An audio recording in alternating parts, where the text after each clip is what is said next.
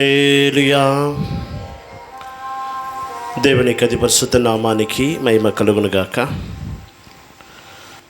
ఇద్దరో ముగ్గురో నా నామమున ఎక్కడ కూడి ఉందరో అక్కడ వారి మధ్యలో నేను ఉందును. నా నామమును జ్ఞాపకార్థం చేయు ప్రతి స్థలములో నేను నీ యొద్దకు వచ్చి నిన్ను ఆశీర్వదించెదను. ఈ రెండవ దినపు సాయంకాల సమయంలో కూడా మన ప్రభు మహిమా స్వరూపుడుగా మన మధ్యలో సంచరించుచున్నారు. మనము ఆయన నామమును జ్ఞాపకార్థం చేయుచున్న ప్రతి స్థలములో ఆయన మన యొద్దకు వచ్చి మనలను ఆశీర్వదించుచున్నాడు. ఈ దినములో కూడా వాక్యములో ఉన్నటువంటి గూఢమైన సత్యములను గ్రహించుకునే నిమిత్తమై పరిశుద్ధాత్మ దేవుడు మన ప్రతి ఒక్కరి యొక్క మనోనేత్రములను తెరచునుగాక. హల్లెలూయా. ఈ దినములలో మనము సొలొమోను మందిరములో ఉన్నటువంటి అతి పరిశుద్ధ స్థలములో గర్భాలయములో నిలబెట్టబడినటువంటి కెరూబుల గురించి వాక్యములను ధ్యానించుచున్నాం. నిన్నటి దినము మొదటి దినము ఈ కెరూబులు ఎలాగూ చేయబడినవి, మన జీవితంలో ఈ కెరూబుల యొక్క ఉపదేశము, కెరూబులు ఎలాగూ ఒలివ కర్రతో చేయబడి ఉన్నవి అనేయో మన జీవితంలో ఆ వాక్యమును పోల్చుచు నిన్నటి దినమున వాక్యమును తెలుసుకొని ఉన్నాం. దేవునికి అతి పరిశుద్ధ నామానికి స్తోత్రం. ఒలివ కర్రతో అతి పరిశుద్ధ స్థలములో గర్భాలయములో ఈ కెరూబులను నిలబెట్టినట్లుగా చూస్తున్నాం. ఈ రెండు కెరూబులు మనం చూసినట్లయితే ఇవి ఏక ఆకారమును ఏక పరిమాణము కలిగి ఉన్నట్లుగా వాక్యములో మనం చూస్తున్నాం. ఏక ఆకారమును ఏక పరిమాణము కలిగి ఉన్నటువంటి ఈ కెరూబులు, దేవునికి స్తోత్రం. నిన్నటి దినమున ఈ కెరూబులు ఎలాగో ఒలివ కర్రతో చేయబడినవి.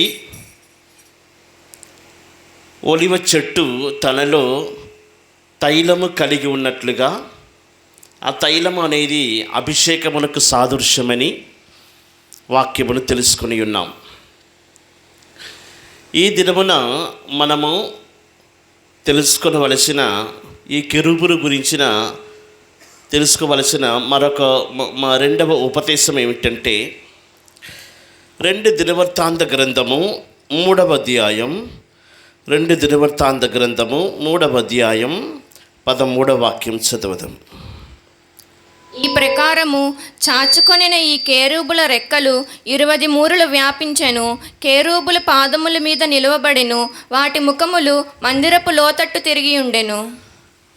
ఈ దినమున మనము దేవుడు మనకు అనుగ్రహించినటువంటి సమయము కొలది ఈ కెరూబులకు ఉన్నటువంటి ఈ రెక్కల గురించి ఈ దినమున వాక్యమును తెలుసుకునేదము.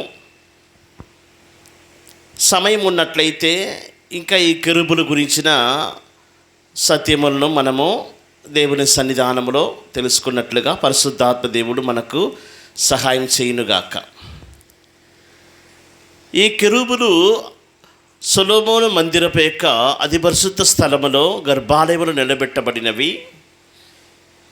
ఈ కెరూబులకి ఒక కెరూబుకు 2 రెక్కల చొప్పున 4 రెక్కలు ఉన్నట్లుగా చూస్తున్నాం. ఈ కెరూబుల యొక్క రెక్కల యొక్క పొడవు ఎంత అని ఈ వాక్యములు మనం చూస్తున్నాం. పైన ఉన్నటువంటి 2 దినవృత్తాంత గ్రంథము 3వ అధ్యాయం, 2 దినవృత్తాంత గ్రంథము 3వ అధ్యాయం 11వ వాక్యం 12వ వాక్యం చదవండి. ఆ కేరూబుల రెక్కల పొడవు 20 మూరలు, ఒక్కొక్క రెక్క 5 మూరల పొడుగు. అది మందిరపు గోడకు తగులుచుండెను. రెండవది జతగానున్న కేరూబు రెక్కకు తగులుచుండెను. 12వ వాక్యం ఇప్పుడు చదివింది 12, 11 చదువు. ఆ కేరూబుల రెక్కల పొడవు 20 మూరలు, ఒక్కొక్క రెక్క 5 మూరల పొడుగు, అది మందిరపు గోడకు తగులుచుండెను. రెండవది జతగానున్న కేరూబు రెక్కకు తగులుచుండెను. దేవునికి అది పరిశుద్ధ నామాని స్తోత్రం. ఈ కెరూబుల యొక్క రెక్కలను మనం చూసినట్లయితే ఒక రెక్క యొక్క పొడవు 5 మూరలు. అలాగైతే ఒక కెరూబుకి 2 రెక్కలు ఉన్నట్లుగా చూస్తున్నాం. ఈ కెరూబు యొక్క రెక్కల యొక్క పొడవు, ఒక కెరూబు యొక్క రెక్కల పొడవు చూసినట్లయితే 10 మూరలు. 2 రెక్కలు లెక్క చూస్తే 10 మూరలు. అదే ప్రకారం మరొక కెరూబుకి 2 రెక్కలను మనం చూస్తున్నాం. ఒక కెరూబు యొక్క 5 మూరల పొడవు, 2 రెక్కలు ఉన్నందువలన 10 మూరల పొడవు. ఈ కెరూబుల యొక్క రెక్కల యొక్క పొడవును మనం చూసినట్లయితే 20 మూరల పొడవు కలిగి ఉన్నట్లుగా వాక్యములో చూస్తున్నాం. ఇక్కడ మనము గమనించవలసింది ఏంటంటే 3 కార్యములు ఈ రెక్కల ద్వారా మనం నేర్చుకొలుచున్నాం. ఒకటేంటంటే ఈ కెరూబుల యొక్క పొడవు 20 మూరలు ఒకటి. రెండవదిగా ఈ కెరూబు యొక్క ఒక రెక్క, ఒక కెరూబు యొక్క ఒక రెక్క పైకి విప్పబడి పై గోడకు అంటుకొని ఉన్నట్లుగా చూస్తున్నాం. అదే ప్రకారం మరొక కెరూబు యొక్క ఒక రెక్క పైకి విప్పబడి పైన గోడకు అంటుకొని ఉన్నట్లుగా చూస్తున్నాం. ఈ చిత్రపటముని మీరు గమనించినట్లయితే ఈ కెరూబుల యొక్క ఒక రెక్క పై గోడకు యువతల గోడకును, మరొక కెరూబు యొక్క ఒక రెక్క అవతల గోడకును అంటుకొని ఉన్నట్లుగా చూస్తున్నాం. ఇది రెండవ సత్యం. మూడవదిగా ఈ కెరూబులకు ఉన్నటువంటి మరొక రెక్క, ఈ కెరూబు యొక్క మరొక రెక్క, మరొక కెరూబుకు ఉన్నటువంటి మరొక రెక్క దేవుని మందిరం యొక్క మధ్య భాగంలో ఒకదానితో ఒకటి కలుసుకొని ఉన్నట్లుగా చూస్తున్నాం. దేవునికి అది పరిశుద్ధ నామాని స్తోత్రం. నేను మరలా చెప్పుచున్నాను, మీరు వాక్యమును అర్థం చేసుకునే నిమిత్తమై ఈ కెరూబుల యొక్క పొడవు 20 మూరలు ఉంటున్నవి ఒకటి.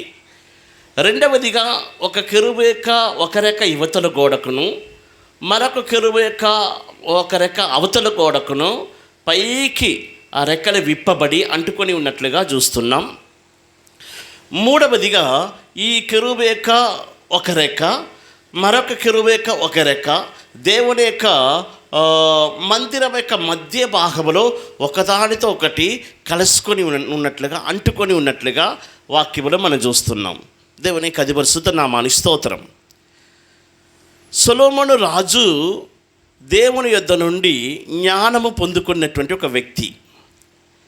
దేవుడు సొలొమోను రాజులకు దర్శనమిచ్చి నీకు ఏమి కావాలని అన్నప్పుడు అతడు ఏమన్నాడంటే నాకు జ్ఞానం కావాలని కోరుకున్నాడు. అతడు అడిగినట్టే దేవుడు ఏం చేశాడంటే జ్ఞానమును తెలివిను సొలొమోను రాజుకి ఇచ్చినట్లుగా వాక్యములో మనం చూస్తున్నాం. దేవుని కొరకు ఒక మహిమగల మందిరమును కట్టించి ఆ మందిరపు యొక్క గర్భాలయములో అధిపరిశుద్ధ స్థలములో ఇలాంటి కెరూబులను సొలొమోను రాజు నిలబెట్టి ఉన్నాడంటే అతడు ఏదో ఒక దైవిక జ్ఞానము చేతనే ఈ క్రియ చేసి ఉన్నాడు, ఈ పని చేసి ఉన్నాడు. దేవునికి అది పరిశుద్ధ నామాని స్తోత్రం.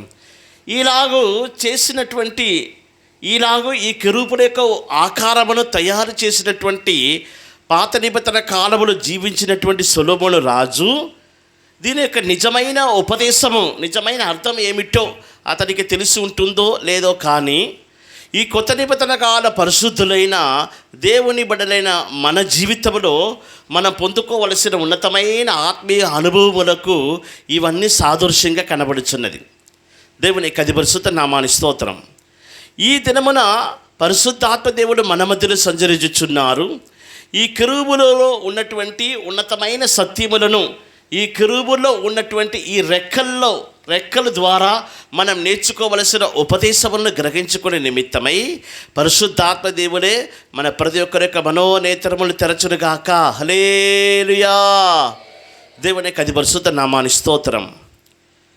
పరిశుద్ధాత్మ దేవుడు మన మధ్యలో ఉన్నాడు అని అందరూ విశ్వసించాలి. ఆయన నామమును జ్ఞాపకార్థం చెయ్యి ప్రతి స్థలములో ఆయన మన యొద్దకు వచ్చి మనలను ఆశీర్వదించుచున్నాడు.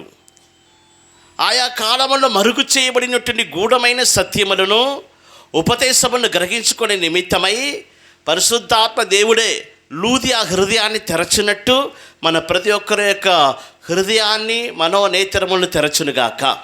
దేవుని యొక్క అతి పరిశుద్ధ నామానికి మహిమ కలుగునుగాక. దేవునికి స్తోత్రం. ఈ కెరూబుల యొక్క రెక్కల్లో ఉన్నటువంటి 3 విధములైన సత్యముల గురించి దేవుడు మనకు అనుగ్రహించిన సమయమును కొలది మనం తెలుసుకొనిదాము. దేవుడు ఈ కెరూబులను సృజించినప్పుడు అనగా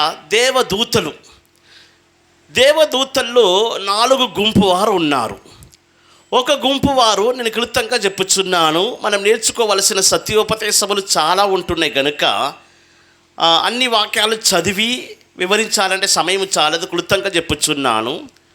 మొదటి గుంపు వారు, దేవదూతల్లో మొదటి గుంపు వారు సేరాబులు. యెషయా గ్రంథము 6వ అధ్యాయము మొదటి వాక్యములో మొదటి 3 వాక్యాలు మనం చూసినట్లయితే ఈ సేరాబుల గురించి మనం చూడగలం. రెండవ గుంపు వారు కెరూబులు అనబడినటువంటి ఒక గుంపు వారు. ఏదైనా తోటలో నుండి ఆదామును వెళ్ళగొట్టి ఆ ఏదైనా తోటకు వెళ్ళే మార్గమును కావలి కాయ నిమిత్తమై దేవుడు మొట్టమొదటిగా ఈ కెరూబులను నిలబెట్టినట్లుగా చూస్తున్నాం.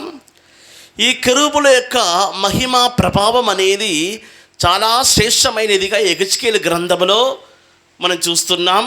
ఇవి అభిషేకింపబడినవి. ఈ కెరూబులు దేవుని ముఖదర్శనం చేయుచున్నారు. 3వ గుంపు వారు దేవదూతలు ఎవరంటే గాబ్రియేలుతో ఉన్నటువంటి దేవదూతలు. వీరి యొక్క సేవ పరిచర్య ఏంటంటే దేవుని బిడ్డలైన మన యొక్క ప్రార్థనలు దేవుని వద్దకు తీసుకుని వెళ్ళాలి, ప్రార్థనకు జవాబును తీసుకుని రావాలి. యాకోబు చూసినటువంటి ఆ కలలో ఆ నిచ్చెనలో ఎక్కుచూ దిగుచూ ఉన్నటువంటి దేవదూతలు గాబ్రియేలుతో ఉన్నటువంటి దేవదూతలు. వారు మానవులకు ఏం చేస్తున్నారంటే దేవుని గురించిన వర్ధమానమును తీసుకొని వచ్చుచున్నారు. యేసుప్రభు యొక్క జననమును గురించి తల్లి అయిన మరియకు మొట్టమొదటిగా ప్రకటించినది, ఆ వర్ధమానము తీసుకుని వచ్చినది గాబ్రియేలు దేవదూత. బాప్తిసం ఇచ్చిన యోహాను యొక్క జననమును గురించి తండ్రి అయిన జకర్యాకు బయలుపరచినది దేవుని మందిరం యొక్క కుడిపార్శ్వమున నిలబడి దర్శనమిచ్చిన దేవదూత గాబ్రియేలు దేవదూత. ఈ గాబ్రియేలుతో ఉన్న దేవదూతలు ఏం చేస్తున్నారంటే దేవుని యొక్క మనసును లేకపోతే దేవుని యొక్క మాటలను దేవుని యొక్క వర్ధమానములను మానవునికి బయలుపరచే సేవ పరిచర్య చేస్తున్నారు. అటు తరువాత 4వ గుంపు వారు మికాయేలుతో ఉన్న దేవదూతలు ఏం చేస్తారంటే వారు యుద్ధం చేయవారై ఉన్నారు. ప్రకటన గ్రంథము 12వ అధ్యాయము 6వ వాక్యం నుండి మనం చూసినట్లయితే ఆకాశములో పరలోకంలో యుద్ధం జరిగినది. మికాయేలుతో ఉన్నటువంటి దేవదూతలు వారు యుద్ధం చేసిరి అని మనం చూస్తున్నాం. వారు 4 గుంపు వారై ఉన్నారు. దీనిలో ఈ కెరూబులు సెరాబులు అనే వారి యొక్క పరిచర్య విధానం ఏంటంటే వీరు పరలోకమందుండి దేవుని దర్శించేవారై ఉన్నారు. వీరు భూమి మీద కనబడరు. భూమి మీదకి వచ్చి మనుషులకు వర్ధమానం అందించే దేవదూతలందరూ గాబ్రియేలుతో ఉన్నటువంటి దేవదూతలై ఉన్నారు. దేవుని బిడ్డల నిమిత్తమై కాపాడి యుద్ధం చేసేవారు మికాయేలుతో ఉన్న దేవదూతలై ఉన్నారు. ఈ సొలొమోను రాజు దేవుని మందిరములో నిలవబెట్టినటువంటి ఈ దేవదూతలు వీరు కెరూబులు అని పిలువబడుచున్నారు. ఈ కెరూబులకు రెక్కలు ఉన్నట్లుగా బైబిల్లో మనం చూస్తున్నాం.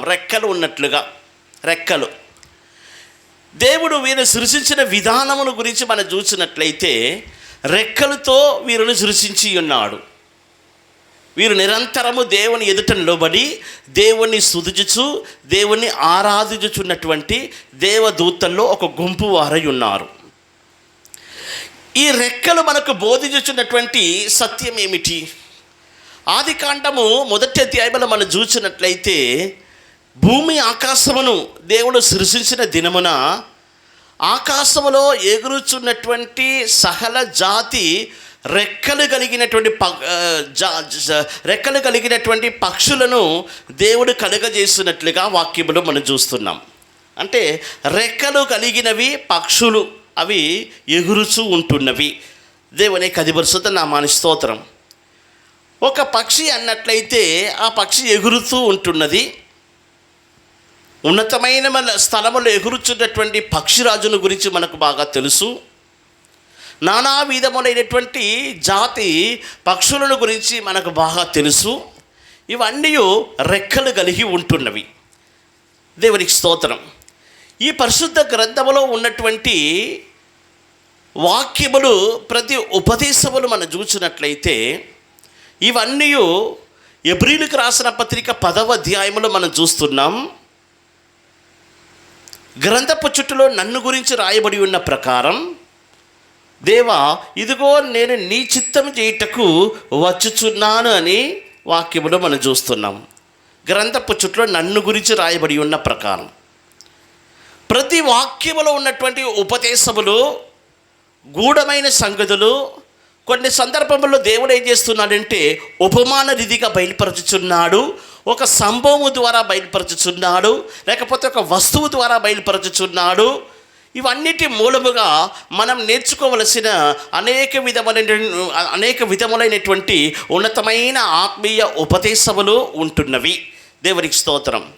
పక్షులను దేవుడు కలుగజేశాడంటే రెక్కలతో కలుగజేశాడు. ఇప్పుడు ఒక పక్షి ఇక్కడ ఉంటుందని అనుకోనండి, ఇంకొక అరగంట సమయం తర్వాత చూస్తే ఆ పక్షి ఇక్కడ ఉండదు, ఎక్కడో ఉంటుంది. ఇంకొక గంట తర్వాత చూసినట్లయితే ఆ పక్షి ఇంకొక చోట్ల ఉంటుంది. ఎందుకని రెక్కలు ఉన్నందువలన అవి ఎగురుతూ ఉంటున్నవి. ఒక్క చోట్ల పక్షులు ఉండవు, ఎగురుతూ ఉంటున్నవి.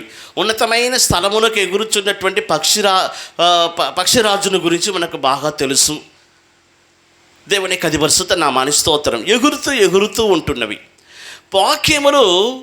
వాక్య ఉపదేశములు మొట్టమొదటిగా గ్రంథపు చుట్టూలో రాయబడి ఉన్నటువంటి వాక్య ఉపదేశములు ఇదిగో నన్ను గురించి రాయబడి ఉన్న ప్రకారం, గ్రంథపు చుట్టూలో నన్ను గురించి రాయబడి ఉన్న ప్రకారం, ఇదిగో దేవా నీ చిత్తం చేయుటకు నేను వచ్చుచున్నాను. ఆది కాండములో మొట్టమొదటిగా ప్రారంభములో మనం చూస్తున్నాం. చీకటితో నిండినటువంటి భూమి, నిరాకారముగా ఉన్నటువంటి భూమి, అగాధ జలము పైన చీకటి కమ్మినటువంటి ఒక భూమి, పరిశుద్ధాత్మ దేవుడు ఆ జలముల పైన అల్లాడుచుండెను. వెలుగు కలుగునుగా కాన పలికిన వెంటనే వెలుగు కలుగునట్లుగా చూస్తున్నాం.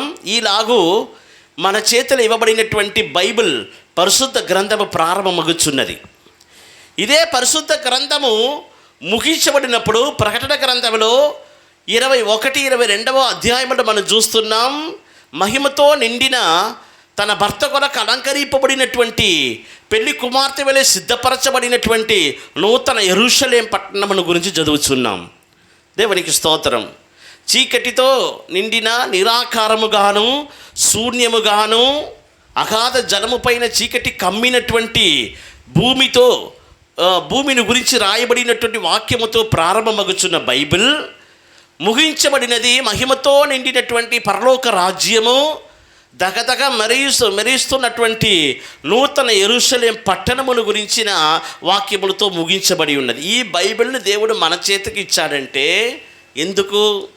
ఈ బైబిల్ ఎందుకు మన చేతిలో ఇవ్వబడి ఉన్నది? నేను క్లుప్తంగా చెప్పుచున్నాను.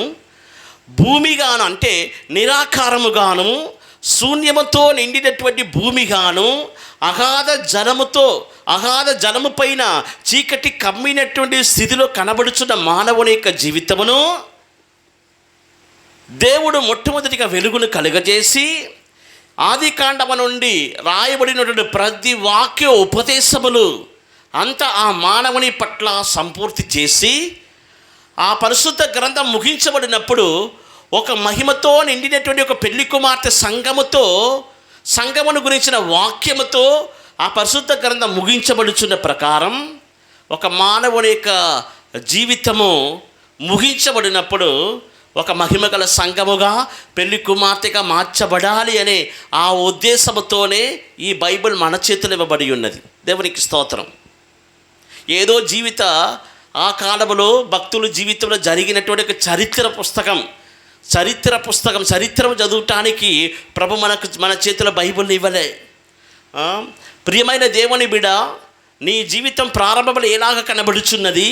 నిరాకారముగా, క్రమము లేని యొక్క జీవితము, చీకటి కమ్మినటువంటి ఒక జీవితము, అగాధ జలము అనేది నీ హృదయ ఆలోచనలు. సామెతల గ్రంథము 20వ అధ్యాయంలో ఏమని చదువుతున్నాం? నరుని హృదయపు యొక్క ఆలోచనలు అగాధ జలము వంటిది. దేవునికి స్తోత్రం. అలాగైతే చీకటి కమ్మి కనబడుచున్నటువంటి నిరాకారముగాను శూన్యముగాను ఉన్నటువంటి నీ మనసును, నీ జీవిత పద్ధతిను మార్చి నీలో వెలుగును కలుగజేసి ఈ పరిశుద్ధ గ్రంథంలో ఉన్నటువంటి వాక్యాలన్నిటిని నీ పట్ల నెరవేర్చి ఆఖరికి ఒక మహిమగల సంఘముగా, కళంకము మచ్చ డాగులేని ముడతలేని పెళ్లి కుమార్తెగా ఆయన ఎదుట నిలబెట్టవలనని ఆ అనాది సంకల్పముతో నీ గురించిన దేవుని యొక్క అనాది ఉద్దేశముతోనే ఈ పరిశుద్ధ గ్రంథము నీ చేతులు ఇవ్వబడి ఉన్న సత్యమని గ్రహించుకోవాలి. హల్లెలూయా. అలాగైతే ఇక్కడ మనం చూస్తున్నాం, రెక్కల గురించి చదువుతున్నాం. రెక్కలు కలిగినటువంటి ఒక పక్షి ఒక్క చోట్లో ఉండదు, తిరుగుతా ఉంటున్నది. రెక్కలు కలిగినటువంటి ఈ పక్షి ఒక్క చోట్లో ఉండవు, అవి ఎగురుతూ ఉంటున్నవి. ఈ వాక్య ఉపదేశములు మన గురించి చెప్పబడి ఉన్నట్లయితే మనలో ఎడదగక ఆగక ఎగురుతూ ఉన్నది ఏది చెప్పండి చూద్దాం. అది ఎగురుతూ ఉంటున్నది, ఒక చోట్ల ఆగట్లే, తిరుగుతూ ఉంటున్నది. అది ఏది చెప్పండి చూద్దాం. ఎవరికి తెలియదా? అది మీ కంట్రోల్లో ఉండట్లే, మీలో ఉంటున్నది, తిరుగుతూ ఉన్నది. ప్రాణ ఆత్మ శరీరములో తిరుగుతూ ఉండేది ఏది ఒక్క చోట్ల ఉండట్లే. గట్టిగా చెప్పాలి, కరెక్ట్గా చెప్పాలి. అది కంట్రోల్ లేకుండా తిరుగుతూ ఉంది.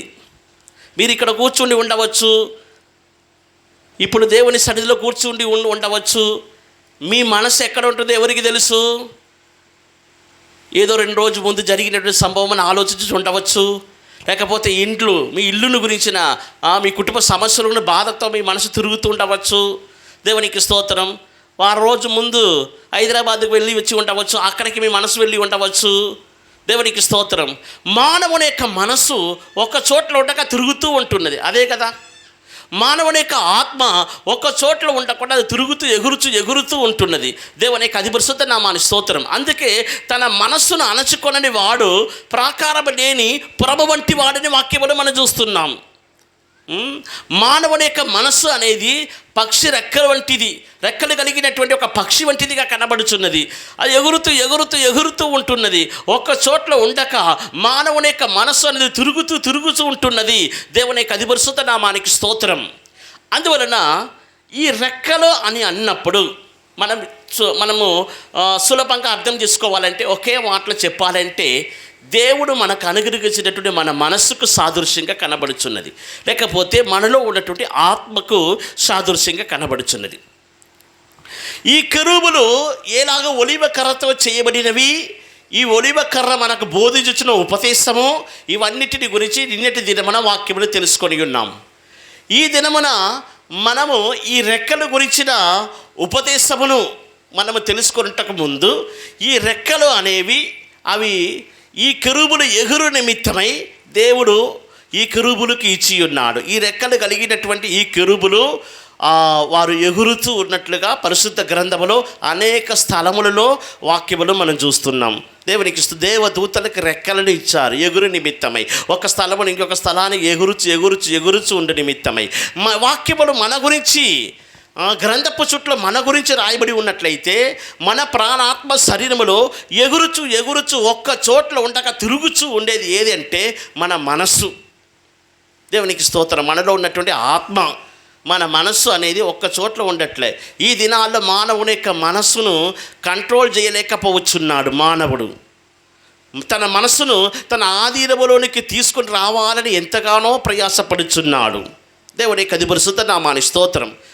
ఈ దినములలో ప్రియమైన దేవుని బిడ్డ, నీ మనస్సు నీ ఆత్మ ఎలాగ కనబడుచున్నది?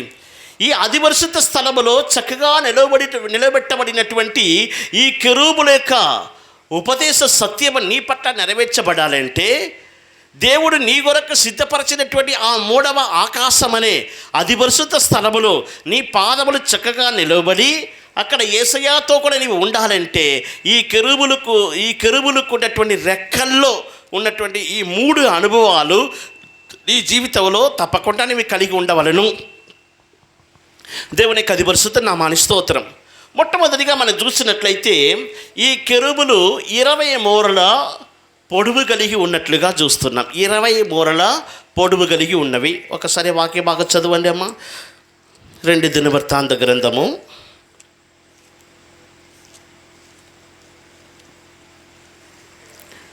3వ అధ్యాయం 13వ వాక్యం.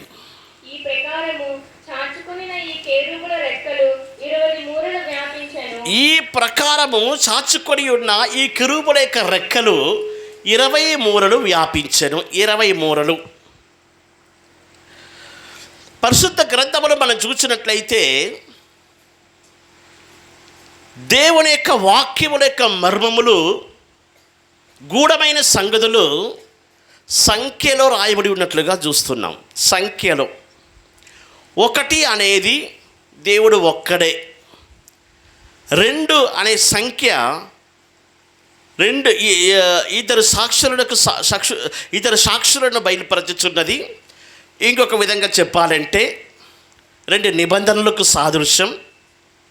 3 అనే సంఖ్య త్రిత్వ దేవునికి సాదృశ్యం. తండ్రి, కుమార, పరిశుద్ధాత్మ దేవుని బయలుపరచుచున్నది. 4 అనే సంఖ్య దేవుడు మనలో కలుగజేయుచున్న 4 విధములైనటువంటి ఆత్మీయ అనుభవాలు, 4 విధములైన పూర్ణత. అంటే యెహెజ్కేలు గ్రంథము 10వ అధ్యాయములో సింహముఖము, పక్షిరాజు ముఖము, మానవ ముఖము, దూడ వంటి ముఖం లేకపోతే ఎద్దు ముఖం కలిగి 4 జీవులను గురించి చదువుచున్నాం. ఈ 4 విధముల ఆత్మీయ అనుభవములకు సాదృశ్యం. 5 అనేది మానవుడి యొక్క పంచేంద్రియములను బయలుపరచుచున్నది. 6 అనేది అది దేవదూతల యొక్క సంఖ్య. అందువల్లనే పడిపోయినటువంటి దేవదూత అంటే అంత్యక్రీస్తు యొక్క సంఖ్య 666. 7 అనేది 7 విధమైన పూర్ణతను బయలుపరచుచున్నది. 8 అనేది రక్షణ. నోబహు ఓడలో 8 మంది వారు రక్షింపబడ్డారు, 8 మంది కాపాడబడ్డారు. ఇంకొక విధంగా చెప్పాలంటే సంఘములో దేవుడు ఇచ్చినటువంటి 8 విధములైన పరిచర్యకు సాదృశ్యం. 9 అనే సంఖ్య పరిశుద్ధాత్మిక వరములు, ఆత్మీయ వరములు, 9 వరములకు సాదృశ్యం. 10 అనేది ధర్మశాస్త్రం, 10 ఆజ్ఞలు. 12 అనేది అపోస్తుల యొక్క సంఖ్య. 50 అనేది పెంతుకోస్తు ఆత్మ. 100 అనేది 100 ఫలించే జీవితము. దేవునికి స్తోత్రం. ఈలాగు కొన్ని సంఖ్యలో దేవుని యొక్క గూఢమైన సంగతులు, పరలోక రాజ్యపు యొక్క మర్మములు బయలుపరచబడి ఉన్నవి. ఇప్పుడు ఈ కెరూబుల యొక్క రెక్కల యొక్క పొడవు ఎంత ఉంటుందంటే 20 మూరల పొడవు కలిగి ఉన్నట్లుగా వాక్యములు మనం చూస్తున్నాం. ఈ 20 అనే సంఖ్య దేన్ని బయలుపరచుచున్నది? పాత నిబంధన కాలములో ఇజ్రాయేలు జనుల జీవితంలో మనం చూసినట్లయితే దేవుడు ప్రత్యక్షపు గుడారమును, అరణ్యములో దేవుని మందిరం అంటే ప్రత్యక్షపు గుడారమును స్థాపించమని ఆజ్ఞాపించారు. సీనాయి పర్వతం మీద మోసేకు బయలుపరచిన దర్శనమును బట్టి ఆ ప్రత్యక్షపు గుడారం అనేది అరణ్యములో స్థాపించబడినది. దేవుడు ఆ గుడారములో నివసించినట్లుగా చూస్తున్నాం. వారు ఆ ప్రత్యక్షపు గుడారములు సేవ చేయ నిమిత్తమై లేవీలు దేవుడు ఏమన్నాడంటే ప్రత్యేకపరచినప్పుడు ఏమంటున్నారంటే 20 సంవత్సరాలకు పైన ఉన్నటువంటి లేవీలందరూ ఆ ప్రత్యక్షపు గుడారం యొక్క సేవలో తప్పకుండా పాలు పొందవలసిందే. దేవుని యొక్క పరిశుద్ధ నామానికి స్తోత్రం. 20 సంవత్సరానికి పైన ఉన్నటువంటి వారందరూ ఏం చేయాలంటే దేవుని మందిరం యొక్క ప్రత్యక్షపు గుడారం యొక్క సేవ నిమిత్తమై వారు ప్రత్యేకించబడాలి. వారి యొక్క సంఖ్య నియమించబడినది. నిర్గమకాండము 30వ అధ్యాయం 14వ వచనం చదివినట్లయితే ఒకడు దేవునికి అర్పణములు ప్రత్యేకింపబడి దేవునికి అర్పణములు తీసుకుని వచ్చినప్పుడు 20 సంవత్సరమును లెక్కించాలి. చదవండి. నిర్గమకాండము 30వ అధ్యాయం 14వ వాక్యం. 20 సంవత్సరములు గాని అంతకంటే ఎక్కువ వయసు గాని గలవారై లెక్కింపబడిన వారిలో చేరు ప్రతివాడును యెహోవాకు అర్పణనియ్యవలెను. చూడండి, ఒకడు దేవుని సేవించే నిమిత్తమై తన్ను తాను అర్పించుకొనవలసిన వయస్సు ఎంత అంటే 20 సంవత్సరం. దేవుని సేవించే నిమిత్తమై ఒకడు తన్ను తాను అర్పించుకోవాలంటే అతని మనస్సులో దేవునికి సేవ చెయ్యాలి అనే ఆ మనస్సు కలిగే ఆ వ్యక్తికి నియమించబడినటువంటి సంవత్సరపు వయస్సు ఎంత అంటే 20 సంవత్సరపు వయస్సు. దేవునికి అది పరిశుద్ధ నామానికి స్తోత్రం. మన పరిశుద్ధ గ్రంథమును ఆది కాండమునకు తిరుపునప్పుడు యాకోబు తన మామగారి ఇంట్లో పరిచర్య చేయుచున్నాడు, సేవ చేస్తున్నాడు. యాకోబు ఎలాగో తన మామగారి ఇంటికి నడిపించబడ్డాడని మనకు బాగా తెలుసు. నిర్గమకాండము 31వ అధ్యాయము ఆది కాండము 31వ అధ్యాయము 40-41 వచనం చదివినట్లయితే,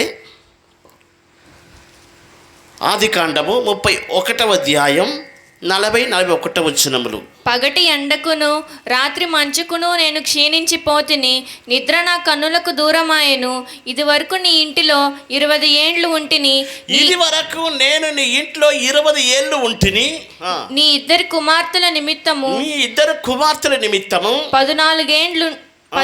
14 ఏండ్లును నీ మంద నిమిత్తము 6 ఏండ్లును నీకు కొలువు చేసి తిని.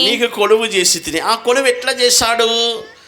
పైన ఉన్నటువంటి 40 వాక్యం ఒకసారి చదువు మళ్ళా. పగటి కాలమున ఎండకును రాత్రి మంచుకును నేను క్షీణించిపోతిని. నిద్ర నా కన్నులకు దూరమాయెను. ఇది వరకు నీ ఇంటిలో చూడండి, 20 సంవత్సరములు యాకోబు తన మామగారి ఇంట్లో కొలువు చేస్తున్నాడు. ఇద్దరు కుమార్తెల నిమిత్తమై 14 సంవత్సరములు, మంద నిమిత్తమై 6 సంవత్సరములు తన మామగారి ఇంట్లో ఏం చేస్తున్నాడంటే సేవ చేస్తున్నాడు, కొలువు చేస్తున్నాడు, తన మామగారిని సేవించుచున్నాడు. 20 సంవత్సరములు. దేవుని కది పరిశుద్ధ నామాని స్తోత్రం. ఆ 20 సంవత్సరపు కాలములో పగటి కాలములో ఎండ, రాత్రి కాలములో చలికి నేను క్షీణించిపోతుని అంటున్నాడు. ఎంతగానో కంటికి నిద్ర లేకుండా ఎంతో బాధతో ఎంతో కష్టమును సహించుచు 20 సంవత్సరములు యాకోబు తన మామగారి ఇంట్లో కొలువు చేస్తున్నాడు. ఎందుకు దేవుడు యాకోబు యొక్క జీవితంలో 20 సంవత్సరము నియమించాడు? ఏదో ఉత్తగా 20 సంవత్సరాలు చేశాడని అనటానికి వీల్లేదు. నియమించబడిన దినములలో ఒకటైన కాకమునుపే నా దినములన్నీయు నీ గ్రంథములో లిఖితములాయెను. 20 సంవత్సరములు తన మామగారి ఇంట్లో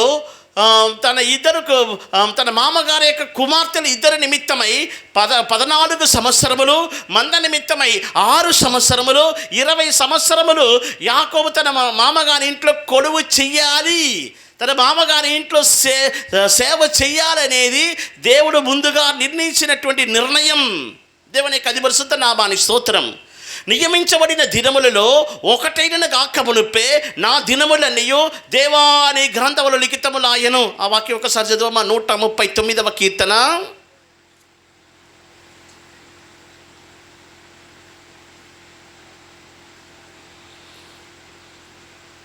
ఎన్నిసార్లు వాక్యం చదువాం? 16వ వాక్యం. నీ కన్నులు నన్ను చూచెను, నియమింపబడిన దినములలో ఒకటైనా కాకమునుపే నా దినములన్నీయు నీ గ్రంథములో లిఖితములాయెను. హల్లెలూయా. మన దినములు దేవుని యొక్క గ్రంథములు లిఖింపబడి ఉన్నవి. ఇంతకాలమని ఏది ఉత్తగా అకస్మాత్తుగా జరిగింది అంటానికి వీలు లేదు. దేవునికి స్తోత్రం. ఈ దినమున నేను ఈ స్థలములో నిలబడి మీ ముందు మీకు వాక్యం చెప్పాలనేది దేవుని వల్ల నిర్ణయించబడిన నిర్ణయం.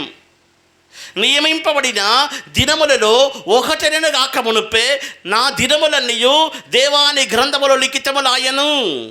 20 సంవత్సరపు కాలము తన మామగారి ఇంట్లో కొలువు చేయవలనని దేవుడు యాకోబు పట్ల ముందుగానే నిర్ణయించినటువంటి ఆ నిర్ణయ ప్రకారం యాకోబు తన మామగారి ఇంట్లో కొలువు చేస్తున్నాడు. పాత నిబంధన కాలంలో ఒకడు దేవునికి అర్పణములు తీసుకుని వచ్చినప్పుడు తన మనసులో దేవుని సేవించవలనని అతనికి మనసు కలిగి తన జీవితాన్ని అర్పించినప్పుడు అతనికి వయసు 20 సంవత్సరములు ఉండవలను. దేవునికి అతి పరిశుద్ధ నామానికి స్తోత్రం. అతి పరిశుద్ధ స్థలములో గర్భాలయంలో నిలబెట్టబడినటువంటి ఈ కెరూబుల యొక్క రెక్కల పొడవు 20 మూరలు ఉండాలి. ఒక కెరూబు యొక్క రెక్క 5 మూరలు, మరొక రెక్క 5 మూరలు, మరొక కెరూబు యొక్క ఒక రెక్క 5 మూరలు, మరొక రెక్క 5 మూరలు చొప్పున ఈ కెరూబుల యొక్క రెక్క ఈ చూసినట్లయితే 20 మూరలు పొడవు కలిగి ఉండవలను. ఇది దేవుని యొక్క అనాది సంకల్పం. దేవుని యొక్క అతి పరిశుద్ధ నామానికి స్తోత్రం. 20 అనే సంఖ్య దేన్ని బయలుపరచుచున్నది? యాకోబు యొక్క జీవితంలో సేవించాలి, నీవు సేవ చెయ్యాలి, నీవు కొలువు చెయ్యాలి అనేది 20 సంవత్సరపు కాలం. పాత నిబంధన కాలంలో లేవీల మధ్యలో ఒకడు తన్ను తాను దేవునికి అర్పించే నిమిత్తమై అతనికి దేవునికి అర్పణములు తీసుకుని వచ్చే నిమిత్తమై నియమించబడిన కాలము 20 సంవత్సరము. అంటే క్లుప్తంగా ఒకే మాటలో చెప్పాలంటే సేవ యొక్క ఆత్మ కొలువు చెయ్యాలని, సేవ చెయ్యాలని, పరిచర్య చేయాలని, పరిచర్యకుని యొక్క ఆత్మయే ఈ 20 అనే సంఖ్య బయలుపరుస్తుంది. దేవునికి స్తోత్రం. 20 సంవత్సరం కొలువు చేసినటువంటి యాకోబు పాత నిబంధన కాలంలో ఒక్కడు దేవునికి సేవ చేయ నిమిత్తమై తన్ను తాను అర్పణములు చెల్లించే నిమిత్తమై తీసుకొని రావలసినటువంటి కాలము 20 సంవత్సరం వయసు అయితే, దేవునికి స్తోత్రం, దేవుని సేవించే ఒక మనస్సు, దేవునికి సేవ చేయ నిమిత్తమై తన్ను తాను అర్పించుకున్నట్టుకు, దేవునికి కొలువు చేయుటకు నియమించబడినటువంటి ఆ సంఖ్యనే 20. అంటే క్లుప్తంగా ఒకే మాటలో చెప్పాలంటే ఈ 2 కెరూబులు మనం చూసినట్లయితే తమ రెక్కలను విప్పుకొని ఎల్లప్పుడూ ఎలాంటి మనసు కలిగి ఉన్నవంటే దేవుని సేవించాలి, దేవునికి కొలువు చేయాలి. పరిశుద్ధుడు పరిశుద్ధుడు పరిశుద్ధుడని ఉన్నవాడను అనువాడను, భూత వర్ధమాన భవిష్యత్ కాలంలో ఉన్నవాడను అనువాడనై ఉన్నాడని, ఆ ఉండును అనువాడని నిరంతరము సేవించుచున్నటువంటి మనస్సు కలిగి ఉన్నవి. అందుకే 20 మూరల పొడుగు. దేవునికి స్తోత్రం. 20 మూరలు అనేది సేవించే మనస్సుకు సాదృశ్యం, దేవుని కొలువు చేసే ఆత్మకు సాదృశ్యం. అదే 20 మూరల సంఖ్య బయలుపరుస్తుంది. ఈ దినములలో మనకు ఎటువంటి ఒక మనసు కలిగి ఉన్నాం?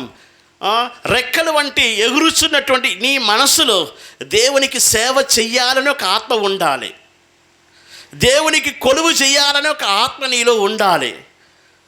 ఉన్నవాడును అనువాడునై ఉన్నవాడిని ఉండును అనువాడిని నిరంతరము సేవించే ఒక మనసు నీలో ఉండాలి.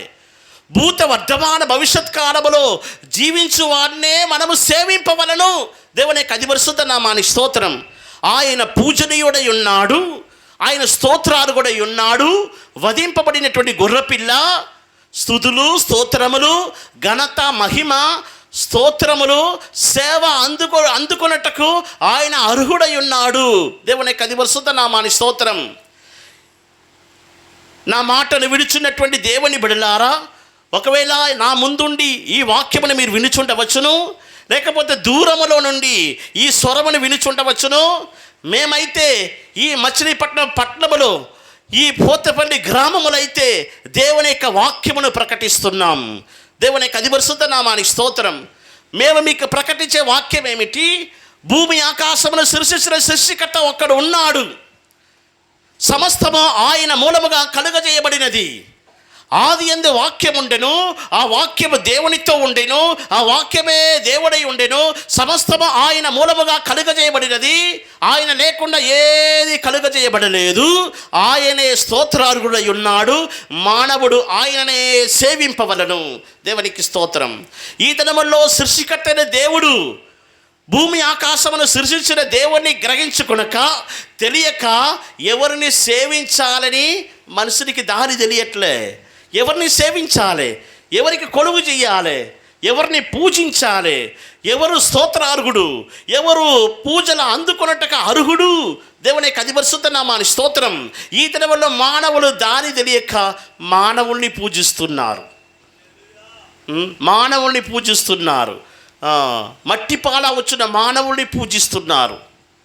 ఒకరోజు ఒక భక్తుని యొద్దకు ఒక వ్యక్తి వచ్చి ఏమని అన్నాడంటే, యేసు ప్రభు ఈ సమాజానికి మేలు చేయుటకు వచ్చినటువంటి ఒక వ్యక్తి కదా, సమాజానికి మేలు చేయుటకు వచ్చినటువంటి ఒక మానవుడే కదా, మీరెందుకు యేసు ప్రభుని దేవుడుగా పూజిస్తున్నారని వాదించాడు. బుద్ధుడు వలె, గాంధీ వలె సమాజానికి మేలు చేయటకు వచ్చినటువంటి వ్యక్తియే యేసు ప్రభు. దేవునికి స్తోత్రం. ఆ వ్యక్తి యేసు ప్రభుని బుద్ధునితోనూ గాంధీతోనూ పోల్చి మాట్లాడుచున్నాడు. బుద్ధుడు జీవించెను, బుద్ధుడు మరణించాడు, మట్టి పాలాయెను. గాంధీ జీవించారు, మరణించెను, మట్టి పాలాయెను. యేసు ప్రభు జీవించెను, మృతుల నైతిని అయిన ఇదిగో సదాకాలము నేను జీవిస్తున్నాను. హల్లెలూయా. యేసు ప్రభు సిలువ వేయబడ్డాడు, సమాధిలో ఉంచబడ్డాడు, మరణించలే, మట్టి పాలుగాలే. యేసుప్రభు యొక్క దేహము 3వ దినమున పునరుద్ధానుడై యేసుప్రభు మరణములో లేచిన వాడై ఉన్నాడు. హల్లెలూయా. నేనే ఆది అంతము అని యేసుప్రభు చెప్పుచున్నాడు. నేనే మొదటి వాడను కడపటి వాడనని యేసయ్య చెప్పుచున్నాడు. నేనే అల్ఫా ఒమేగా అని యేసయ్య చెప్పుచున్నాడు. నేనే సత్యము, జీవము, మార్గము అని ఆ పూజనీయుడు చెప్పుచున్నాడు.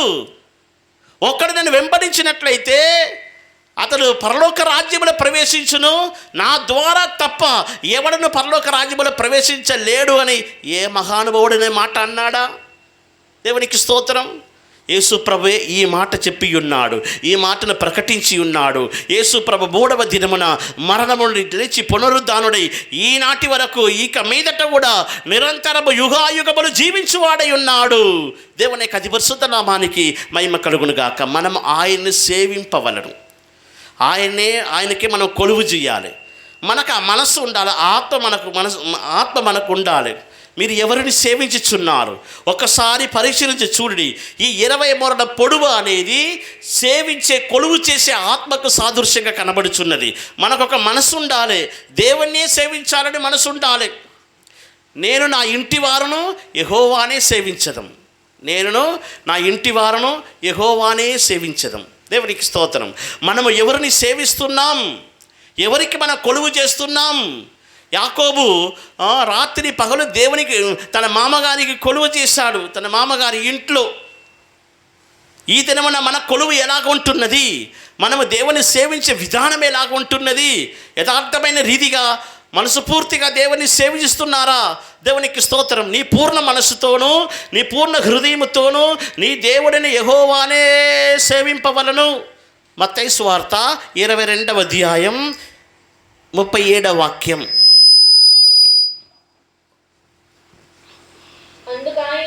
నీ పూర్ణ హృదయముతోను, నీ పూర్ణ హృదయముతోను, నీ పూర్ణ ఆత్మతోను, నీ పూర్ణ ఆత్మతోను, నీ పూర్ణ మనస్సుతోను, నీ పూర్ణ మనస్సుతోను నీ దేవుడైన ప్రభువును ప్రేమింపవలన అన్నదియే. నీ దేవుడైన యెహోవానే సేవింపవలన అన్నది నిన్ను వలె నీ పొరుగువాని ప్రేమింపవలెను. దేవుడు నీకు ఇచ్చినటువంటి మొదటి ఆజ్ఞ. మన పూర్ణ మనసుతో, మన పూర్ణ హృదయముతో మన దేవుడిని యెహోవాని సేవింపవలను. అదే ఈ 20 మూరల పొడవు అనేది బయలుపరచుచున్నది. దేవునికి అతి పరిశుద్ధ నామానికి స్తోత్రం. ఈ కెరూబులు ఏక మనసుతో, ఏక హృదయముతో 20 మూరల పొడవు కలిగి ఉన్నటువంటి రెక్కలు కలిగి ఉన్నవి. దేవునికి అతి పరిశుద్ధ నామానికి స్తోత్రం. మొట్టమొదటిగా ఈ 20 మూరల పొడవు అనేది దేవుని సేవించే ఆత్మను, దేవునికి కొలువు చేసే ఆత్మను బయలుపరచుచున్నది. ఈ భూమి మీద జీవించుచున్న మానవుడు దేవుణ్ణే సేవింపవలను, ఆ సృష్టికర్తనే సేవింపవలను, ఆ తండ్రి కుమార పరిశుద్ధాత్మ దేవుణ్ణే సేవింపవలను. వధింపబడిన గొర్రెపిల్ల స్తుతులు, స్తోత్రములు, ఆరాధన, మహిమ, సేవ పొందదగిన వాడై ఉన్నాడు. ఆయన ఉన్నవాడును, అనువాడనై ఉన్నాడు, జీవించువాడై ఉన్నాడు. దేవునికి అతి పరిశుద్ధ నామానికి స్తోత్రం. ఇంతవరకు మీరు దేవుని సేవించని వారే కనబడినట్లయితే ఈ దినమున ఒక తీర్మానం చేసుకొనుడి. ప్రభువా, నిన్ను మాత్రం సేవించదను, నాకు ఈ ఆత్మను అనుగ్రహించుము. ఈ 20 మూరల పొడవు నా జీవితంలో కలిగి ఉన్నట్లుగా నా మనస్సులో, నా ఆత్మలో 20 మూరల పొడవు కలిగి, ప్రభువా, నేను నీ కొరకు ప్రత్యేకింపబడి నేను నిన్ను మాత్రం కొలువు చేసినట్లుగా, నీకు మాత్రం కొలువు చేసినట్లుగా, నిన్ను మాత్రం సేవించినట్లుగా నా జీవితాన్ని అర్పించదనని ఆ అర్పణములు ఈ దినమున మీరు దేవునికి తీసుకురావాలి. అదే ఈ 20 మూరల పొడవు కలిగినటువంటి ఈ రెక్కలు బయలుపరచుతున్నటువంటి మొదటి సత్యం. రెండవదిగా మనం చూసినట్లయితే ఈ కెరూబుల యొక్క ఆ వాక్యం ఒకసారి చదవమ్మా. 2 దినవృత్తాంత గ్రంథము 3వ అధ్యాయం 11వ వచనం. ఆ కెరూబుల యొక్క రెక్కల పొడవు 20 మూరలు, ఒక్కొక్క రెక్క 5 మూరల పొడుగు, 5 మూరల పొడవు. అది మందిరపు గోడకు తగులుచుండెను. రెండవది జతగానున్న కేరుబు రెక్కకు తగులుచుండెను. రెండవ రెక్క జతగానున్న కెరూబు యొక్క రెక్కకు తగులుచుండెను. ఈ ప్రకారము చాచుకునిన ఈ కెరూబుల రెక్కలు 20 మూరలు వ్యాపించెను. కెరూబుల పాదముల మీద నిలువబడెను. వాటి ముఖములు మందిరపు లోతట్టు తిరిగి ఉండెను. ఇంకా ఏ వాక్యముల గురించి తేటగా రాయబడి ఉన్నది? 1 రాజుల గ్రంథము 6వ అధ్యాయం 27వ వాక్యం చదివినట్లయితే ఇంకా క్లియర్గా ఆ వాక్యములో మనం చూస్తున్నగా తేటగా రాయబడి ఉన్నట్టు చూస్తున్నాం. 1 రాజుల గ్రంథము 6వ అధ్యాయం 27వ వచనం. అతడు ఈ కేరూబులను గర్భాలయములో ఉంచెను. ఆ కేరూబుల రెక్కలు విప్పుకొని ఒకదాని రెక్క యువతల గోడకును రెండవ దాని రెక్క అవతలి గోడకును అంటి ఉండెను. గర్భాలయమందు వీటి రెక్కలు ఒకదానితో ఒకటి అంటుకొని ఉండెను. హల్లెలూయా. రెండవ సత్యం ఏంటంటే ఈ కెరూబు యొక్క ఒక రెక్క యువతల గోడకును పైకి విప్పిన రెక్కలు గలవై, పైకి రెక్క విప్పబడి ఒక కెరూబు యొక్క ఒక రెక్క యువతల గోడకును మరొక కెరూబు యొక్క ఒక రెక్క అవతల గోడకును పైకి రెక్కలు విప్పబడి అంటుకొని ఉన్నట్లుగా చూస్తున్నాం. ఈ చిత్రపటంలో చూడండి, ఎంత ఒక మనోహరమైన రీతిగా సొలొమోను రాజు ఈ కెరూబులను చేసి ఉన్నాడు. ఎంత ఒక జ్ఞానముతో ఈ కెరూబులను చేసి ఉన్నాడు. దేవుని జ్ఞానము పొందినటువంటి వ్యక్తులే తప్ప మరెవ్వరూ ఇలాంటి కెరూబులను చేసి ఉండలేరు. తప్పకుండా సొలొమోను రాజు దేవుడి యొద్ద నుండి ఆలోచన, ఒక జ్ఞానము, ఒక ప్రకటన పొందినందువలనే ఇలాంటి కెరూబులను చేసి అధిపరిశుద్ధ స్థలములలో పెట్టి ఉన్నాడు. అయినా ఈ చేసినటువంటి ఆ సొలొమోను రాజు దీని గురించినటువంటి ఒక నిజమైన ప్రకటన ఏమిటో అని అతను తెలుసుకొని ఉన్నాడో ఏమో మనకు తెలియదు. ఈ కొత్త నిబంధన కాల భక్తులైన యేసుప్రభు యొక్క బిడ్డలైన మన జీవితంలో రక్షింపబడిన, బాప్తిసం తీసుకొని పరిశుద్ధాత్మ పొంది సంఘములో, పెంతెకోస్తు సంఘములో జీవిస్తున్న మనకైతే పరిశుద్ధాత్మ ద్వారా ఈ కెరూబుల యొక్క ఈ రెక్కల గురించిన గూఢమైన సత్యమును పరిశుద్ధాత్మ దేవుడు మనకు బయలుపరచుచున్నాడు. హల్లెలూయా. మేమైతే ఆత్మ సంబంధమైన వాటిని, ఆత్మ సంబంధమైన సంగతులతో సరిచూచుచు ఆత్మ నేర్పు మాటలతోనే మేము వాక్యమును మీకు బోధిస్తున్నాం. దేవునికి స్తోత్రం.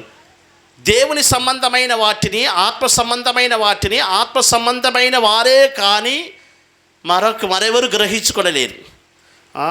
శరీరుల యొక్క కార్యములను శరీరులే గ్రహించుకుంటారు. లోక సంబంధమైన వాటిని లోకస్తులే గ్రహించుకుంటారు. అదే ప్రకారం ఆత్మ సంబంధమైన వాటిని ఆత్మీయులే గ్రహించుకుంటారు. మనము ఆత్మీయులమైతే, అభిషేకింపబడిన వారమైతే మనము ఆత్మ సంబంధమైన వాటిని గ్రహించుకుంటాం. పరిశుద్ధాత్మ దేవుడు మనకు సహాయం చేస్తాడు. చూడండి, ఈ కెరూబు యొక్క ఒక రెక్క యువతల గోడకు పైకి విప్పిన రెక్కలు గలవై. ఈ 2 కెరూబుల యొక్క రెక్కలు, ఒక కెరూబు యొక్క ఒక్కొక్క రెక్క యువతల గోడకును అవతల గోడకును అంటుకొని ఉన్నట్లుగా వాక్యములో మనం చూస్తున్నాం. దేవునికి పరిశుద్ధ నామానికి స్తోత్రం. రెక్కలు విప్పబడి పైన గోడకు ఇలాగ అంటుకొని ఉన్నవి అన్నట్లయితే ఇది దేనికి సాదృశ్యంగా కనబడుచున్నది? గోడకు అంటుకుంటుందట, పైన గోడకు అంటుకొని ఉంటున్నవి. ఈలాగ కెరూబులను చేశాడు. దీని గురించి మనం వివరంగా తెలుసుకోవాలంటే మన పరిశుద్ధ గ్రంథమును ఆదికాండము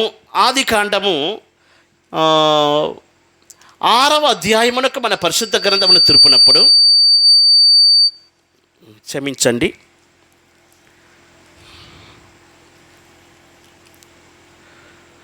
ఆదికాండము 11వ అధ్యాయమునకు మన పరిశుద్ధ గ్రంథమును తిరుపునప్పుడు, ఆదికాండము 11వ అధ్యాయం 4వ వచనం. చెదిరిపోకుండా ఒక పట్టణమును ఆకాశమునంట శిఖరము గల ఒక గోపురమును కట్టుకొని పేరు సంపాదించుకొందము రండని మాటలాడుకొనగా, ఇక్కడ మనము ఆది కాలములో జీవించినటువంటి మనుషులు వారు ఒకరితో ఒకరు మాట్లాడుకొనుచున్నారు. ఏమని మాట్లాడుకొనుచున్నారంటే, మనము ఈ భూమి మీద చెదరిపోకుండా ఉండునట్లు మనకొక పట్టణమును ఆకాశమునంటే శిఖరము గల ఒక గోపురమును కట్టుకొని మనకు పేరు సంపాదించుకొనిదము రండి అని ఒకరితో ఒకరు మాట్లాడుకొని ఏం చేశారంటే ఒక గోపురమును ఆరంభిస్తున్నారు. అప్పుడు ఆ దినములలో అందరికీ ఒకటే భాష ఉండే, రకరకాల భాష ఈ దినములో ఉన్నట్లు లేదు. ఆ స్థలము బాబేల్ అని పిలువబడిను. ఆ బాబేల్ అనేది తదుపరి కాలములో బాబిలోన్ అని పేరు మారింది. అది చరిత్రము, దాని గురించిన సత్యం వేరు. దేవునికి స్తోత్రం. ఆ స్థలములో వీరందరూ గోపురమును ఆరంభిస్తున్నారు. ఎన్నో కార్యాలు ఈ 4వ వచనములో రాయబడి ఉన్నప్పటికీ ఒకటి మాత్రం మనము దీనిలో తీసుకుందాం. ఏంటంటే, ఆకాశములంటే శిఖరము గల ఒక గోపురమును కట్టుకొనిదము రండి అని ఒకరితో ఒకరు మాట్లాడుకొని వారు గోపురమును ఆరంభిస్తున్నారు. దేవునికి స్తోత్రం. మనం ఈ భూమి మీద చెదిరిపోకుండా ఉండున్నట్లు మనకు ఒక పట్టణమును కట్టుకొనిదము, మనకు పేరు సంపాదించుకొనిదము. దేవునికి స్తోత్రం. ఫ్రాన్స్ దేశంలో ప్యారిస్ పట్టణంలో ఈఫిల్ టవర్ ఉంటున్నది. ఆ టవర్ని పూర్తిగా ఇనుముతోనే నిర్మించారు. అది ఎందుకు నిర్మించారంటే ఒక ఏమంటారు, అది ఎగ్జిబిషన్ కోసము దాన్ని తయారు చేశారు. అందరూ ఒక 10 రోజు కొన్ని దినాలని ఆ దినాన్ని నియమించి ఆ ఎగ్జిబిషన్ కోసము దాన్ని తయారు చేశారు. అది ముగించిన తర్వాత తీసేస్తామని అనుకున్నారు. అయినా చాలా ఎత్తైన ఇనుముతో చేయబడినటువంటి ఆ ఈఫిల్ టవర్ను, ఆ గోపురమును అటు తర్వాత తీసివేయటానికి వారికి మనసు రావట్లే. ఎందుకంటే ఒక వ్యక్తి ఆ టవర్ ఎక్కి ఉన్నతమైన స్థలానికి, ఆ టవర్ యొక్క పై భాగానికి ఎక్కి వెళ్ళినట్లయితే ఆ ప్యారిస్ పట్టణం అంతా చూడగలడు. అందువలన ఇంత ప్రయాసపడి ఈ టవర్ను మనం నిర్మించాము, మళ్ళీ దీన్ని తీసివేయవద్దు అని చెప్పి ఏం చేశారంటే అలాగనే పెట్టేశారు. ఈ దినముల్లో లోకములో ఉన్నటువంటి అద్భుతములో ఒకటిగా ఆ టవర్ అనేది మార్చబడి ఉన్నది. ఒక వ్యక్తి ఒక గోపురమును కట్టుకున్నట్లయితే ఆ గోపురం యొక్క శిఖరము ఆకాశమును అంటుకొని ఉంటున్నది. ఈ గోపురము ద్వారా ఒక వ్యక్తి ఎక్కి వెళ్ళినట్లయితే ఎక్కడికి వెళ్ళి చేరగలడు? పైన ఆకాశమునకు చేరగలడు, ఉన్నతమైన స్థలమునకు చేరగలడు. దీని గురించి ఇంకా మనము అర్థం చేసుకోవాలంటే మన పరిశుద్ధ గ్రంథమును ఆదికాండము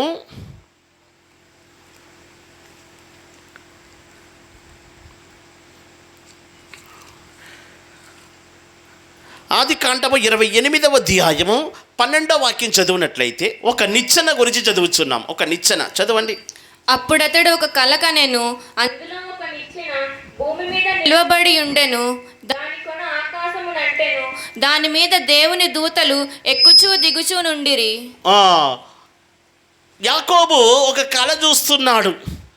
దీని గురించి మీరు ఇంటికి వెళ్ళి వివరంగా చదువుకొనవచ్చును. ఆ కలలో ఒక నిచ్చెన చూస్తున్నాడు. ఆ నిచ్చెన యొక్క కొన ఆకాశం అంటుకొని ఉండే, భూమి మీద ఆ నిచ్చెన యొక్క పాదములు భూమి మీద మోపబడి ఉండెను. ఆకాశం యొక్క ఆ కొన అనేది ఆకాశం అంటుకొని ఉండెను. దేవదూతలు ఎక్కుచు దిగుచున్నారు. ఇటువంటి ఒక కళ చూస్తున్నాడు. దేవుని యొక్క అతి పరిశుద్ధ నామానికి మహిమ కలుగును గాక.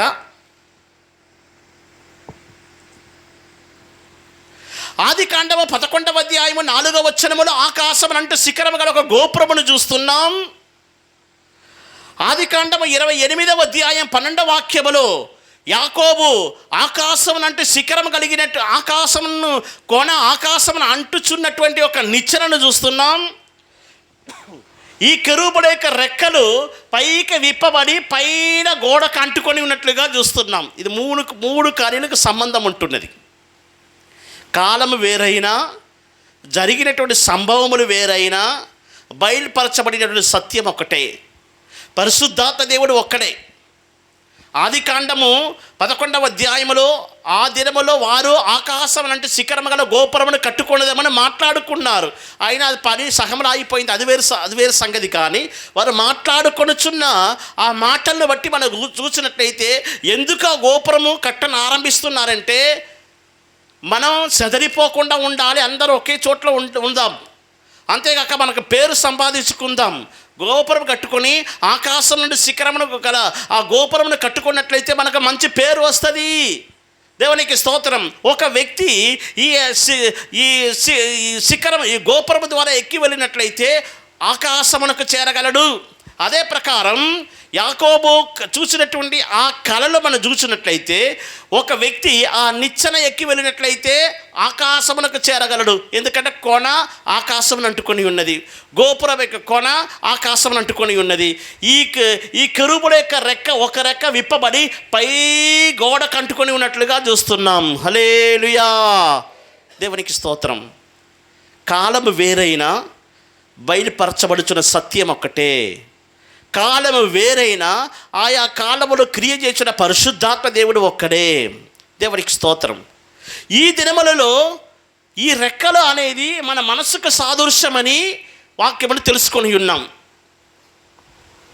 మన మనసులో 20 మూరల పొడవు కలిగి దేవుని సేవించే మనసు, దేవునికి కొలువు చేసే మనసు మనకు ఉంటే 20 మూరల పొడవు అనే ఆ సత్యం మన పట్ల నెరవేర్చబడును. ఈ రెక్కలు అనేది మన మనసుకు సాదృశ్యమని తెలుసుకొని ఉన్నాం.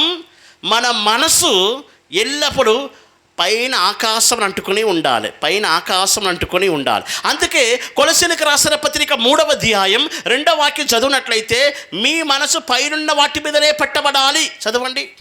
భూసంబంధమైన వాటి మీద కాక పైనున్న వాటి మీదనే గాని భూ సంబంధమైన వాటి మీద మనసు పెట్టుకొనకుడి. మీ మనసు పెట్టుకొనకుడి.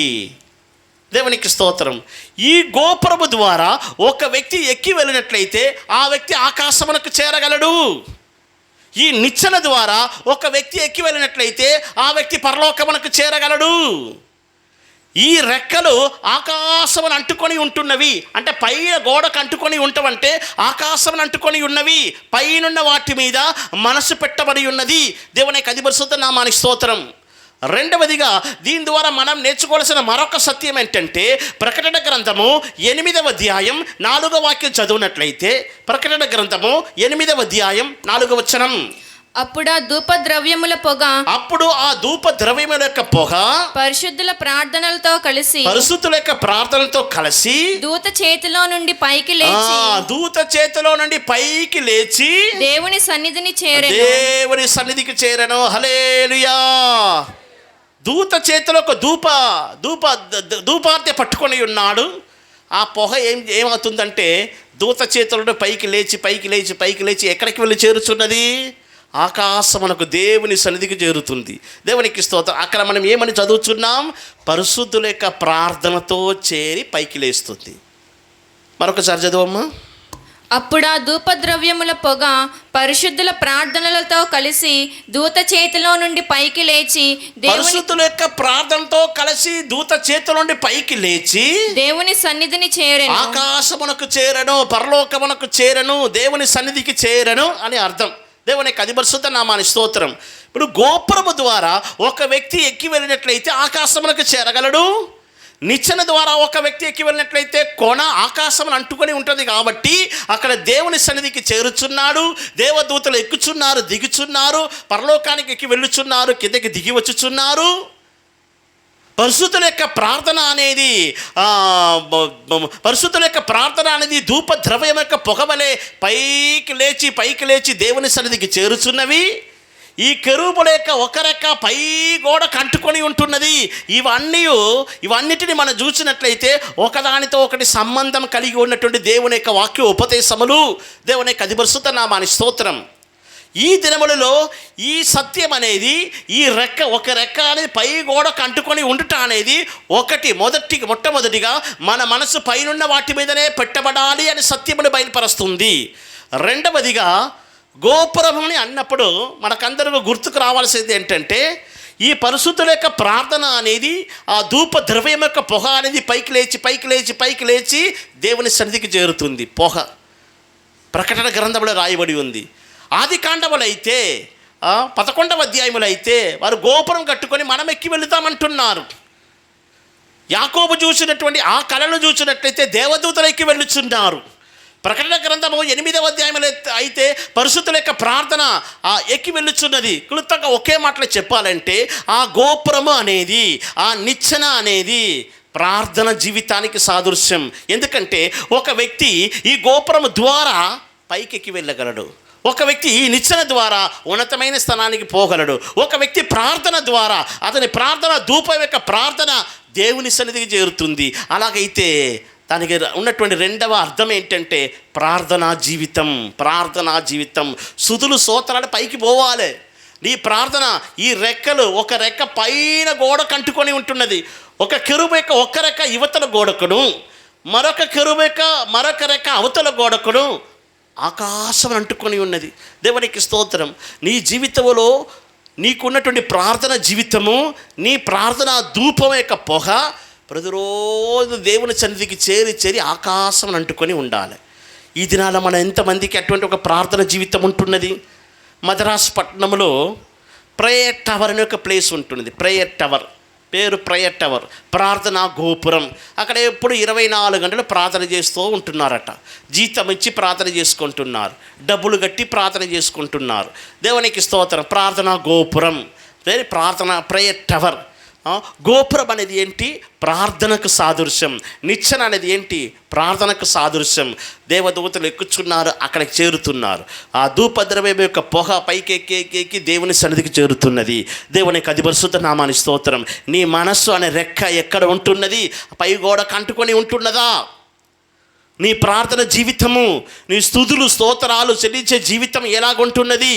ప్రతిరోజు దేవునికి నీవు చెల్లించిన స్తోత్రాలు, దేవునికి చెల్లించిన ప్రార్థన ధూపము పైకి చేరుచున్నదా? ఈ కెరూబు యొక్క ఒక రెక్క పై గోడ కంటుకొని ఉన్నట్లుగా నీకు ఈ దినములలో ప్రార్థన ఆత్మ కావాలి, స్తోత్రపు ఆత్మ నీలో ఉండాలి. ప్రార్థన ధూపం యొక్క పొగ అనేది పై కంటుకొని ఉండాలి. నీ మనసు పైన ఉన్న వాటి మీదనే పెట్టబడినట్లుగా నీ మనసు మార్చబడాలి. ఆ రెక్కలు అనేది మనసు ఆత్మకు సాదృశ్యం. నీ ఆత్మ పైకి ఎక్కి వెళ్ళాలి. ప్రకటన గ్రంథము 4వ అధ్యాయం మొదటి వాక్యం చదివినట్లయితే ఇక్కడ ఎక్కి రమ్ము అంటున్నాడు. చదవండి. ఈ సంగతులు జరిగిన తరువాత నేను చూడగా అదిగో పరలోకమందు ఒక తలుపు తెరవబడి ఉండెను. మరియు నేను మొదట విన్న స్వరము బూరధ్వని వలె నాతో మాట్లాడగా వింటిని. ఆ మాట్లాడిన వాడు, ఇక్కడికి ఎక్కిరమ్ము, ఇక మీదట జరగవలసిన వాటిని నీకు కనపరచుదుననెను. ఇక్కడికి ఎక్కి రమ్ము అంటున్నాడు. నువ్వు ఇక్కడికి ఎక్కిర వెంటనే నేను ఆత్మవసుడనైతిని. ఆ వాక్యం చదువు. తర్వాత వెంటనే నేను ఆత్మవసుడనైతిని, పరిశుద్ధాత్మిక వశమున మార్చబడి నేను పైకి ఎక్కి వెళుతుని అంటున్నాడు. ఇదే ఈ రెక్కల యొక్క అనుభవం. మనకు మన ప్రార్థన ద్వారా, మన స్తోత్రముల ద్వారా మన మనసు పైన ఆకాశం అంటుకొని ఉన్నటువంటి జీవితం మనకు ఉండాలి.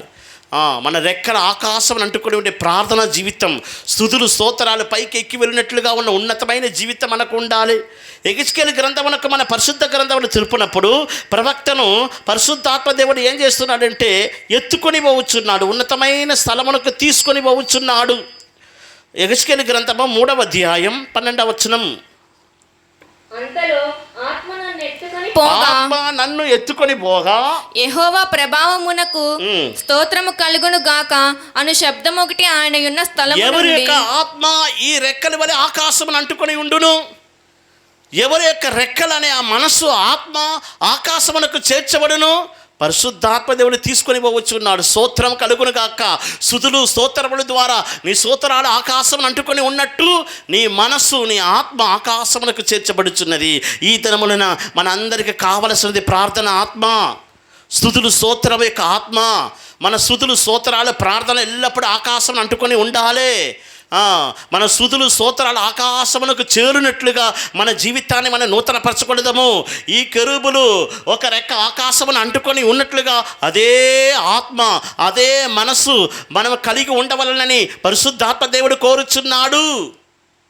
ఈ రెక్కల యొక్క అనుభవం ఈ కెరూబుల యొక్క అనుభవం మన జీవితంలో మనం పొందుకొని మన పాదములు అధిపరిశుద్ధ స్థలములు 3వ ఆకాశం నిలబడాలంటే మన ప్రార్థన జీవితం నూతనపరచబడాలి. మనం దేవునికి స్తోత్రాలు చెల్లించే ఆ జీవితము ప్రార్థన ధూపము పైకి లేస్తూ ఉండాలి. మన కొన అనేది ఆకాశం అంటుకొని ఉండవలసిందే. దేవునికి స్తోత్రం. ఆ గోపురం యొక్క శిఖరం ఆకాశం అంటుకొని ఉన్నట్లుగా ఈ దినాల్లో మన జీవితంలో మనం ఈ ప్రార్థన గోపురమును కట్టుకునేదము, ఈ ప్రార్థన నిచ్చెనను మనం కట్టుకునేదము, ఈ కెరూబుల యొక్క రెక్క మనం కలిగి ఉందుము. అప్పుడే పై గోడను అంటుకొని ఉన్నటువంటి ఈ కెరూబుల యొక్క రెక్కలు బోధించుచున్న ఉపదేశము మన పట్ల నెరవేర్చబడి మనం అధిపరిశుద్ధ స్థలములు దేవునితో కూడా ఉండగలం, దేవునితో కూడా జీవించగలం, యేసయ్యతో కూడా యుగాయుగములు ఏలగలం. దేవుని యొక్క అధిపరిశుద్ధ నామానికి స్తోత్రం. 3వదిగా మనం చూసినట్టయితే క్లుప్తంగా చెప్పుచున్నాను.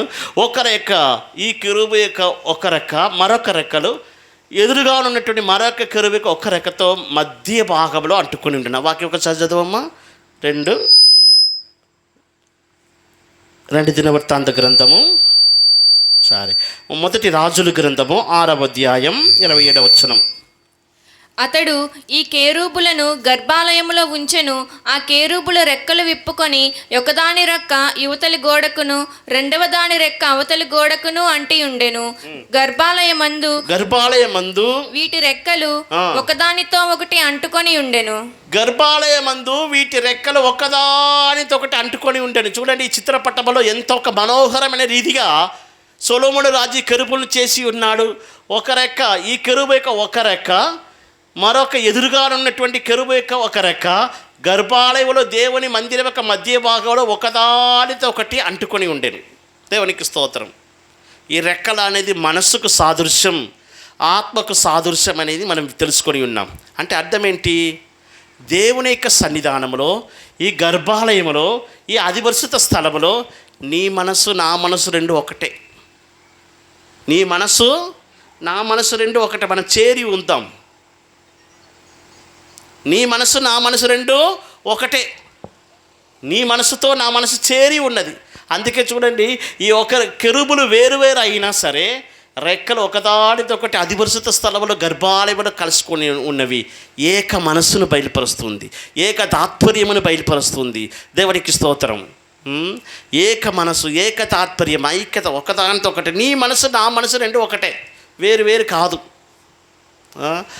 ఐక్యత ఎక్కడ ఉంటున్నదో అక్కడ పరిశుద్ధాత్మ దేవుడు ఉన్నాడు. ఏక మనస్సు ఎక్కడ ఉంటున్నదో అక్కడ పరిశుద్ధాత్మ దేవుడు ఉన్నాడు.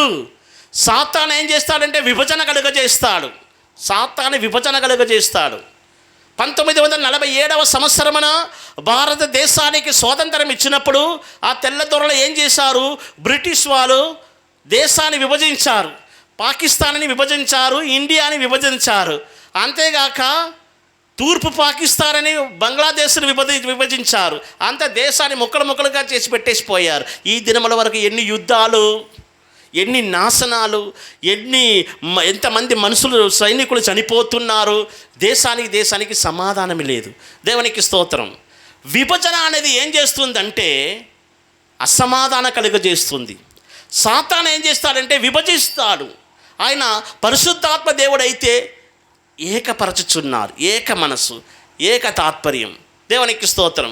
దేవుని యొక్క సన్నిధానంలో గర్భాలయంలో ఒకదానికి ఒకటి ఎదురుగా ఉన్నటువంటి ఈ కెరూబులు నీ మనసు నా మనసు రెండు ఒకటే అని చెప్పుచున్నవి. ఏక మనసు, ఏక తాత్పర్యమును ఈ రెండు రెక్కలు ఒకదానితో ఒకటి అధిపరిశుద్ధ స్థలంలో గర్భాలయంలో కలుసుకొనిచున్నవి. దేవుని యొక్క అధిపరిశుద్ధ నామాని స్తోత్రం. ఏక మనసు ఎక్కడ ఉన్నదో అక్కడ పరిశుద్ధాత్మ దేవుడు ఉన్నాడు. ఐక్యత ఎక్కడ ఉన్నదో అక్కడ పరిశుద్ధాత్మ దేవుడు ఉన్నాడు. అపోస్తల కార్యములు 2వ అధ్యాయం 1వ వాక్యం చదివినట్లయితే వారందరూ ఏక మనసుతో కూడి ఉన్నారు. అక్కడనే పెంతెకోస్తు ఆత్మ మొట్టమొదటిగా వారందరి మీదికి దిగి వచ్చినట్లుగా చూస్తున్నాం. చదవండి. అపోస్తల కార్యములు 2వ అధ్యాయం 1వ వచనం.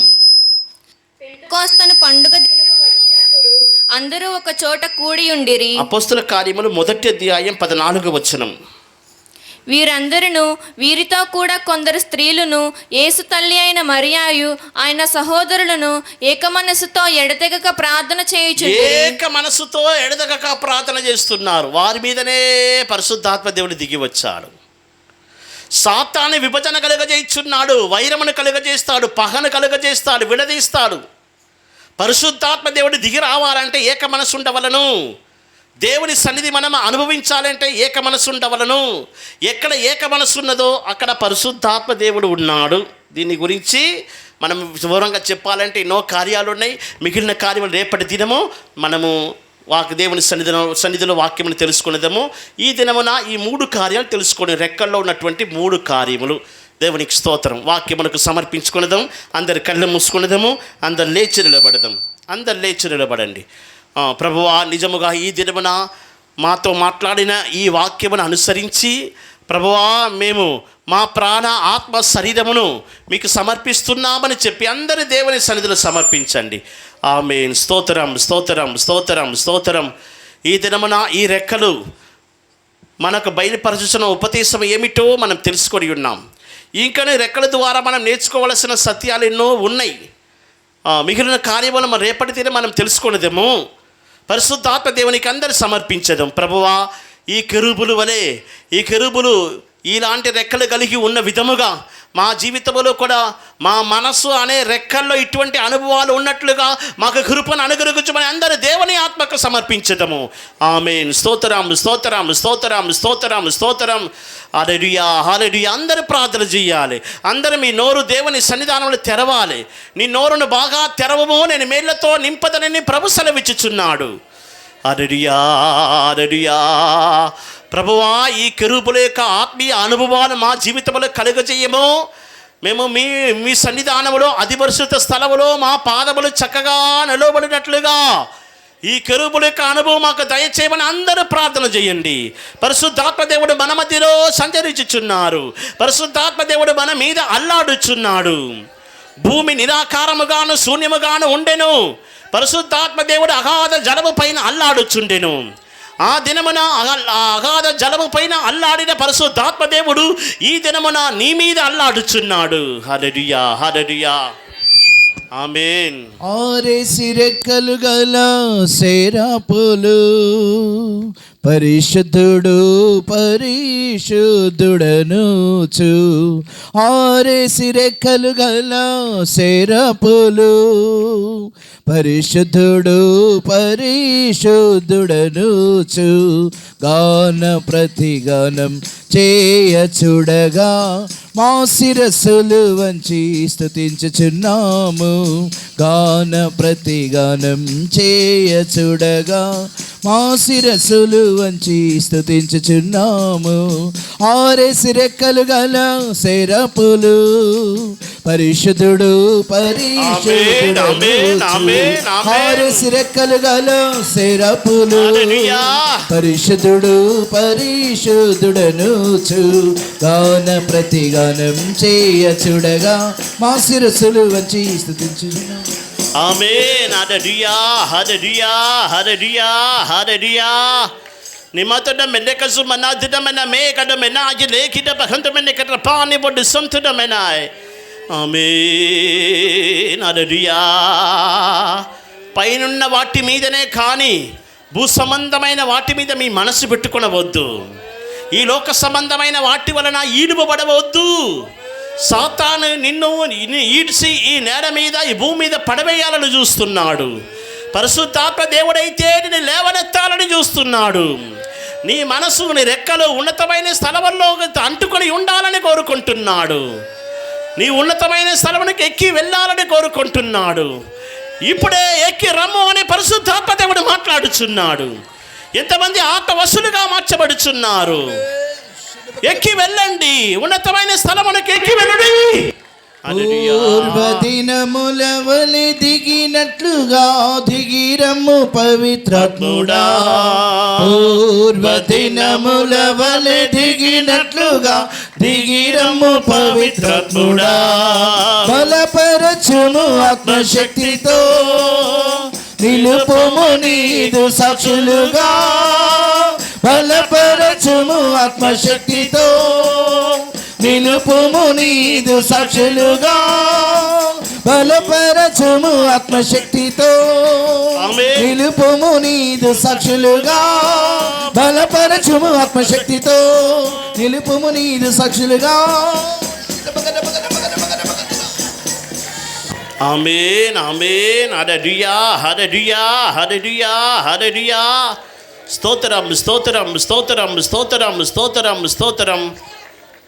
రాత్రి మీరు విశ్రాంతి తీసుకుంటకు మునుపు ఒకసారి వాక్యమును ధ్యానించి, ప్రభువా ఈ వాక్యం నా పట్ల నెరవేర్చుమని దేవుని సన్నిధిలో అప్పగించుకొని మిమ్మల్ని మీరు సమర్పించుకొని విశ్రాంతి తీసుకోండి.